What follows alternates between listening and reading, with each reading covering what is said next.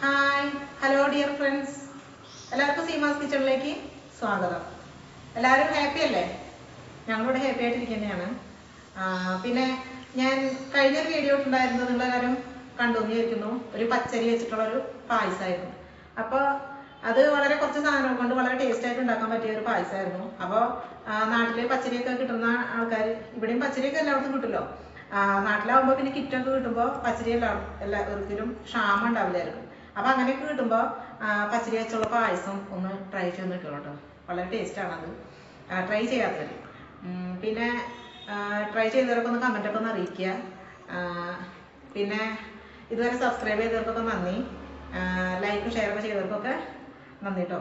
പിന്നെ എന്താ പറയുകയെന്ന് വെച്ചിട്ടുണ്ടെങ്കിൽ, ഇപ്പോൾ ഞാൻ ഇന്ന് വന്നിരിക്കുന്നത് വളരെ നല്ലൊരു ഐറ്റമായിട്ടാണ് കേട്ടോ. ഒരു നല്ല ഈവനിങ് സ്നാക്സ്, ഈവനിങ്ങിനോ മോർണിങ്ങിനോ ഒക്കെ നമുക്ക് ചായയുടെ കൂടെയൊക്കെ കഴിക്കാൻ പറ്റിയ നല്ലൊരു ഈവനിങ് സ്നാക്സ് ആയിട്ടാണ് വന്നിരിക്കുന്നത്. നല്ല സ്നാക്സ് ആയിട്ടാണ് വന്നിരിക്കുന്നത്. അതെന്താ വെച്ചിട്ടുണ്ടെങ്കിൽ വേറെ ഒന്നുമല്ല, ബിസ്ക്കറ്റാണ് കേട്ടോ. ബിസ്ക്കറ്റ് എന്ന് പറയുമ്പോൾ എല്ലാവർക്കും ഇഷ്ടപ്പെടും. പിന്നെ അത് കടകളിൽ നിന്നൊക്കെ വാങ്ങുന്നതിനേക്കാൾ വളരെ ടേസ്റ്റ് ആയിട്ടും ഈസി ആയിട്ടും നമുക്ക് വീട്ടിൽ എങ്ങനെ ഉണ്ടാക്കിയെടുക്കാമെന്നാണ് ഞാൻ നിങ്ങളെ പരിചയപ്പെടുത്തുന്നത്. വളരെ കുറച്ച് സാധനങ്ങൾ കൊണ്ട് തന്നെയാണ് ഇത് ഉണ്ടാക്കിയെടുക്കുന്നത്. അപ്പോൾ സീമാസ് കിച്ചണിൽ എന്നും വളരെ കുറച്ച് സാധനങ്ങൾ കൊണ്ട് വളരെ ടേസ്റ്റി ആയിട്ടുള്ള സാധനങ്ങളാണ് നിങ്ങൾ ഇതുവരെ കണ്ടിരിക്കുന്നത്. അപ്പോൾ ഇതും അതുപോലെ തന്നെയാണ്. ഞാൻ കഴിഞ്ഞൊരു വീഡിയോയിൽ ബിസ്ക്കറ്റ് ഇട്ടുണ്ടായിരുന്നു. ഒരു വീറ്റ് ഫ്ലോർ ഒക്കെ വെച്ചിട്ട് ബിസ്ക്കറ്റ് ഇട്ടുണ്ടായിരുന്നു. ഇന്നും ഞാൻ മൈദ അതുപോലെ നമ്മുടെ റവയൊക്കെ വെച്ചിട്ടാണ് ബിസ്ക്കറ്റ് തയ്യാറാക്കുന്നത്. വളരെ കുറച്ച് സാധനങ്ങൾ മതിയാവും. അപ്പോൾ നമുക്ക് എന്തായാലും വീഡിയോ ഒക്കെ ഒന്ന് കണ്ടു നോക്കാം. പിന്നെ ഇതിന് ഓവനൊന്നും വേണ്ട കേട്ടോ. നമ്മളിത് ഓയിലിൽ ഫ്രൈ ചെയ്തിട്ടാണ് ഉണ്ടാക്കുന്നത്. അപ്പോൾ ഓവനൊന്നും വേണ്ട. പിന്നെ നമ്മളിതിൽ മുട്ടയൊന്നും ചേർക്കണില്ല. അതുകൊണ്ട് തന്നെ വളരെ നല്ല ഈസി ആയിട്ട് ഉണ്ടാക്കിയെടുക്കാൻ പറ്റും. വളരെ ടേസ്റ്റിയാണ്. അപ്പോൾ നമുക്ക് സാധനങ്ങളൊക്കെ കാണാം. ഞാൻ പ്രത്യേകമായിട്ട് ഓരോന്നും നിങ്ങൾ എടുത്ത് കാണിക്കില്ല, നമുക്ക് ഉണ്ടാക്കുമ്പോൾ അത് കാണാം. ഇതാ ഇങ്ങനെ ഒരു ഗ്ലാസ്സിൽ 3/4 ഗ്ലാസോളം മൈദാപ്പൊടി ഞാൻ എടുത്തിട്ടുണ്ട് കേട്ടോ. അപ്പോൾ അതാ അതിങ്ങനെ ഒരു ബോൾ പാത്രത്തിലേക്ക് ഇട്ട് കൊടുത്തു.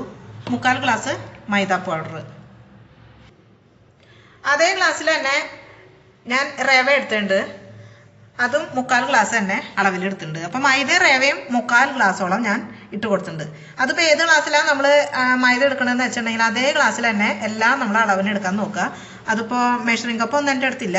നിങ്ങൾ ചായ കുടിക്കാൻ എടുക്കുന്ന ഗ്ലാസ് ഉണ്ടെങ്കിൽ അതായാലും മതിയാവും കേട്ടോ. എല്ലാം അതുപോലെ തന്നെ അതിൽ തന്നെ അളക്കണം എന്ന് മാത്രം, അളവുകളെല്ലാം. അതിലേക്ക് 1/2 ഗ്ലാസോളം വരുന്ന പഞ്ചസാര പൊടിച്ചത് ഞാൻ ചേർത്ത് കൊടുത്തിട്ടുണ്ട്. നിങ്ങൾക്ക് മധുരത്തിനനുസരിച്ച് പഞ്ചസാരയുടെ അളവ് കൂട്ടുകയും കുറയ്ക്കുകയൊക്കെ ചെയ്യാം കേട്ടോ. ഞാൻ എല്ലാ വീഡിയോയിലും പറയുന്നതാണ്.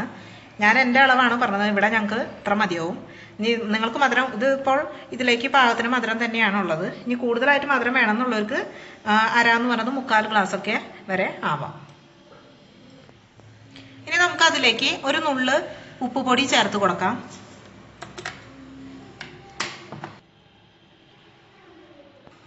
ഇനി അതിലേക്ക് നമുക്ക് 1 ടീസ്പൂണ് വാനില എസൻസ് ചേർത്ത് കൊടുക്കാം.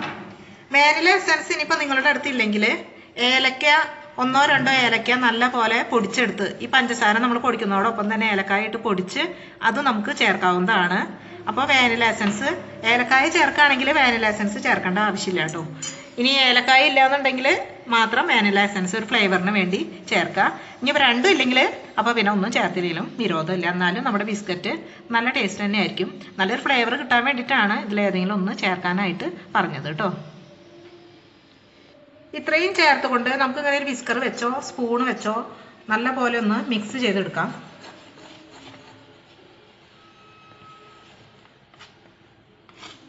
അപ്പോൾ ഞാൻ നല്ല പോലെ ഇത് മിക്സ് ചെയ്തെടുത്തിട്ടുണ്ട്. ഇനി നമുക്ക് അതിലേക്ക് ആവശ്യത്തിന് പാൽ ഒഴിച്ച് കൊടുത്ത് കുഴച്ചെടുക്കാം.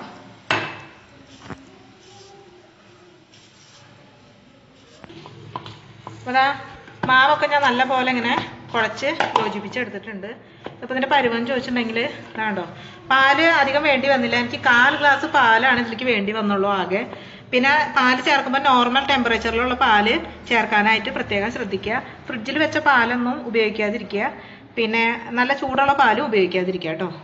അപ്പോൾ ഇത് അങ്ങനെ കുഴച്ച് വെച്ചിട്ടുണ്ട്. ഇനി ഇത് ഒരു 10 മിനിറ്റ് നമുക്ക് റെസ്റ്റ് ചെയ്യാനായിട്ട് മൂടി വയ്ക്കാം.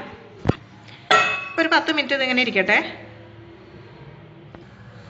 അപ്പോൾ ഒരു 10 മിനിറ്റ് ഒക്കെ കഴിഞ്ഞിട്ടുണ്ട്. ഞാൻ അപ്പോൾ അതൊന്ന് തുറന്ന് നോക്കുകയാണ്. നമ്മൾ പഞ്ചസാരയൊക്കെ ഇട്ടത് കൊണ്ട് അധികം നേരം വെക്കാതിരിക്കുകയാണ് നല്ലത്.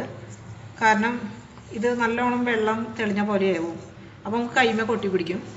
അപ്പോൾ 10 മിനിറ്റ് ശേഷം എന്താ ഇങ്ങനെ ഇത്രയും വലുത് വേണ്ട, ഒരു ചെറിയ ഉരുള പോലെ ഇങ്ങനെ ആക്കിയതിന് ശേഷം ഇതാ അധികം അങ്ങോട്ട് വല്ലാതെ തിന്നാവരുത്. വല്ലാതെ തിന്നായിരുന്നെങ്കിൽ നമ്മുടെ ബിസ്ക്കറ്റ് ബിസ്ക്കറ്റിൻ്റെ ഒക്കെ ഒരു ടെക്സ്ചറാണ് വേണ്ടത്. കണ്ടോ? ഇങ്ങനെ ആക്കിയതിന് ശേഷം അതിനുശേഷം നമുക്ക് ഇനിയിപ്പോൾ സ്ക്വയർ വേണമെങ്കിൽ സ്ക്വയറിലാക്കാം. ഞാൻ റൗണ്ട് ഷേപ്പാണ് കാണിക്കണത്. ഇതാ കണ്ടോ? കത്തി വെച്ച് ഇങ്ങനെ ഒരു ഡിസൈൻ നമുക്ക് ഇതുമ്മ കൊടുക്കാം.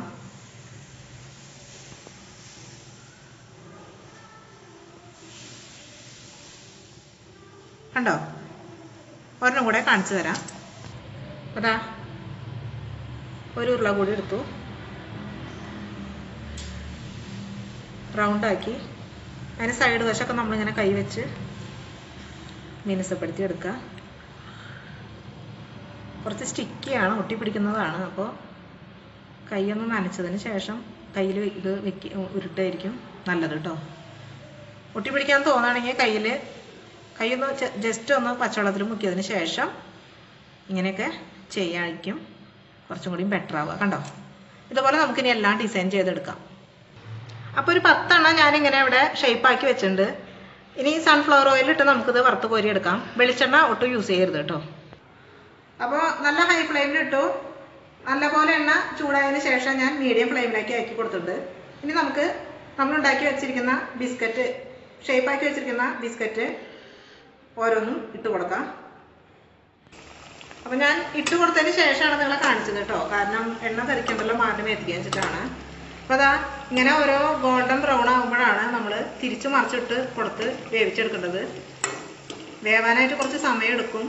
ഉള്ളൊന്നും ശരിക്കും വേവില്ല. അപ്പോൾ അതുകൊണ്ട് പെട്ടെന്ന് നമ്മൾ ഡാർക്ക് ആകുമ്പോഴേക്കും ഇട്ട് കൊടുക്കരുത്. അപ്പോൾ നമ്മൾ ഡാർക്ക് ആകുമ്പോഴേക്കും കോരി എടുക്കാതിരിക്കുക. അങ്ങനെ ഡാർക്ക് ആവാൻ ഹൈ ഫ്ലെയിമിലോ ഇടാതിരിക്കുക. മീഡിയം ഫ്ലെയിമിലോ അല്ലെങ്കിൽ അതിനേക്കാൾ കുറച്ച് കുറവിലോ എപ്പോഴും ഫ്ലെയിം ഇടാനായിട്ട് ശ്രദ്ധിക്കുക. ഫ്ലെയിം നമ്മളെപ്പോഴും സൂക്ഷിച്ചിടുക. മീഡിയം ഫ്ലെയിമിലോ അല്ലെങ്കിൽ അതിനേക്കാളും കുറവായിട്ട് ഇടുക. അപ്പോൾ ഒരു വശം ആയി വന്നിട്ടുണ്ട്. അപ്പോൾ ചെറുതായിട്ടൊന്ന് തിരിച്ചിടുകയാണ്.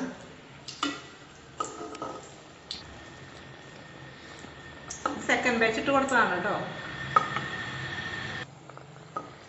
അപ്പോൾ ഇതായി വന്നിട്ട് നമുക്ക് കോരിയെടുക്കാം. ഡാർക്ക് ബ്രൗൺ ആകുമ്പോഴാണ് എടുക്കേണ്ടത് കേട്ടോ. ഇതാ കണ്ടോ? ഒരു ഗോൾഡൻ ബ്രൗൺ ഒക്കെ ആകുമ്പോഴാണ് ഞാൻ കോരി മാറ്റിയത്. ഇനി നമുക്ക് അടുത്ത ബാച്ച് ഇട്ട് കൊടുക്കാം. അപ്പോൾ അതാ എല്ലാ ബിസ്ക്കറ്റും ഞാനിവിടെ വറുത്ത് കോരി വെച്ചിട്ടുണ്ട്. കണ്ടോ? നമ്മൾ കടയിൽ നിന്നൊക്കെ വാങ്ങുന്ന കുക്കീസ് ബിസ്ക്കറ്റിൻ്റെ അതേപോലെ തന്നെയാണ് കേട്ടോ. ആ ഡിസൈനൊക്കെ ചെയ്തുകൊണ്ട് നല്ലൊരു ഭംഗിയുണ്ട്. അപ്പോൾ ഹെൽത്തി ആയിട്ട് വീട്ടിൽ കഴിക്കണമെന്ന് ആഗ്രഹമുള്ളവർക്ക് ഇങ്ങനെ ഉണ്ടാക്കിയെടുക്കാമായിരിക്കും നല്ലത് കേട്ടോ. പിന്നെ മൈദയൊക്കെ നമ്മൾ ചേർത്തുന്നുണ്ട്. ഇപ്പോൾ എല്ലാ ബിസ്ക്കറ്റിലും മൈദ ചേർക്കുന്നുണ്ട്. അപ്പോൾ ഇനി വീറ്റ് ഫ്ലോർ കൊണ്ട് വേണമെന്നുണ്ടെങ്കിൽ നിങ്ങൾക്ക് വീറ്റും അതുപോലെ റവയും കൂടി കൂട്ടി അങ്ങനെ വേണമെങ്കിലും ഉണ്ടാക്കാം. മൈദ ചേർക്കാൻ ഇഷ്ടമല്ലാത്തവർക്ക് കേട്ടോ. അപ്പോൾ ഞാൻ മൈദ ചേർത്ത് ജസ്റ്റ് നിങ്ങളെ കാണിച്ചതേ ഉള്ളൂ. അപ്പോൾ ബിസ്ക്കറ്റ് കണ്ടാൽ നിങ്ങൾക്ക് അറിയാലോ. ഇതാ കണ്ടോ? ശരിക്കും നമ്മൾ കടയിൽ നിന്നൊക്കെ വാങ്ങുന്ന അതേ പരുവം തന്നെയാണ് കേട്ടോ. അപ്പോൾ ഇതൊന്ന് ടേസ്റ്റ് ചെയ്ത് നോക്കണം. ഉണ്ടാക്കി നോക്കുക, ട്രൈ ചെയ്യുക കേട്ടോ. എന്നിട്ട് കമൻ്റൊക്കെ അറിയിക്കുക. അപ്പോൾ ഞാനൊന്ന് ടേസ്റ്റ് ചെയ്ത് നോക്കാൻ പോകണം കേട്ടോ. ഒന്ന് കൊതിപ്പിക്കട്ടെ. കുറേ നാളെ കണ്ടോ? അതിൻ്റെ പരുവം നിങ്ങൾ കണ്ടോ? അതാ ഇത് പൊട്ടിക്കാൻ ഭയങ്കര പാടാണ്. വേണ്ട, നമ്മളിത് വറുത്ത് കോരി വെക്കുമ്പോൾ തന്നെ ചിലപ്പോൾ കുറച്ച് സോഫ്റ്റ് ആയിട്ട് തോന്നും. പക്ഷെ അതവിടെ ഇരുന്നോളം കൊണ്ട് നന്നായിട്ട് ഇങ്ങനെ കുറച്ച് ഹാർഡായിട്ട് വരും കേട്ടോ. അപ്പോൾ ബിസ്ക്കറ്റിൻ്റെ അതേ ഒരു പരുവം തന്നെ നമുക്ക് കണ്ടാൽ അറിയാലോ. ഇതാ കണ്ടാ? കഴിച്ചോട്ടെ കേട്ടോ.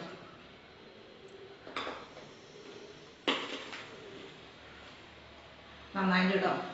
വളരെ ഞാൻ ഉണ്ടായിക്കൊണ്ട് പറയില്ല. നിങ്ങൾ ട്രൈ ചെയ്ത് നോക്കുക. എന്നിട്ട് കമൻ്റൊക്കെ അറിയിക്കുക. പിന്നെ നല്ലൊരു വീഡിയോ ആയിട്ട് കാണുന്നവരേക്ക് നന്ദി.